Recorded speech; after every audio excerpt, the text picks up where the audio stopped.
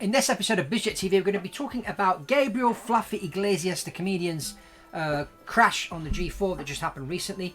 So we're going to look into that. So it'll be interesting to analyse what happened in this situation. If it's the first time for you here on BizJet TV, welcome to the channel, and please click on the link below to subscribe, and lots of content here about business aviation, and also check out my book, The Quantum Economy. And lots of information here about private jets, but about the economy of the future and how you can accelerate your business and enter into the quantum economy. So let's have a look at what happened to Gabriel Fluffy Iglesias' G4. So they were coming into land into, as you can see, Western Carolina Regional Airport, and it was a G4, 1987 G4. It was coming in. It was raining. There was quite a bit of wind.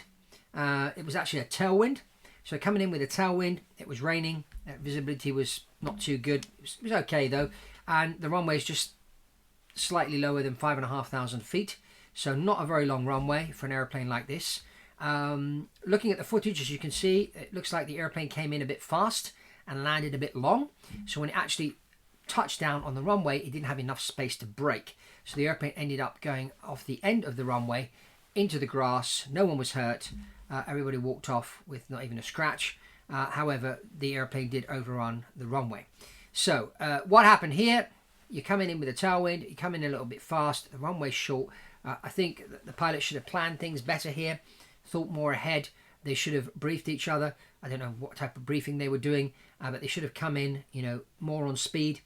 And one of the problems with private jets is that very often, passengers in general tend to judge the pilot based on the landing, and when they think that a soft landing is a good landing. When you're coming into a runway like this, and I've landed, 1,600 meters with a Boeing 737 with 150 people on board, you need to make it a firm landing. I mean, you've got a tailwind, you've got a wet runway. You want to put that airplane down firmly. What you do is you let the passengers know, so the weather down the other end, so that the landing is probably going to be a bit firm. I need to put it down firmly because of the wet runway and because of the wind. And you just let the passengers know during the brief. That takes the pressure off you, and you just bring that thing down and put it down firmly. Interestingly enough, once they had landed, the pilot did actually say to Gabriel that he should have maybe taken the plane back into the air. That could have been a possibility.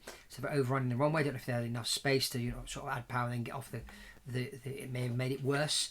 But certainly, as I always say, the 5P formula: prior planning prevents poor performance. And I think the prior planning here was poor, and they came in fast and ended up landing long, didn't have enough runway to brake, and so they ended up off the end. Now, fortunately, there was just grass at the end. Had it been another airfield, there may have been a fence, there may have been a road, who knows. So they were very lucky that they ended up in the grass and no one got hurt and the airplane's still intact. Just interrupting the video very briefly, because here on BizJet TV we're giving out lots of free general information about private jets and the private jet world. But if you are really contemplating buying a private jet, let's help you to make that decision in the best informed way by getting very specific to your case. And to do that, just ping me an email and we will schedule you in for a one-to-one call and help come up with the right strategy so that you, your team, your family can start joining that quantum economy. So ping me an email, let's get on a call. Let's get back to the video, off we go. So that's all from me on this episode of BizJet TV. Check out this other video we did recently where we interviewed the owner of a Honda jet who actually crashed his airplane and survived. Everybody survived on that flight, and hear his story, his business story, but also the story of the accident that he had. It's a very interesting one, so check that one out. Remember, get yourself a copy of The Quantum Economy. That's all from Fabrizio, and I'll see you on the next one.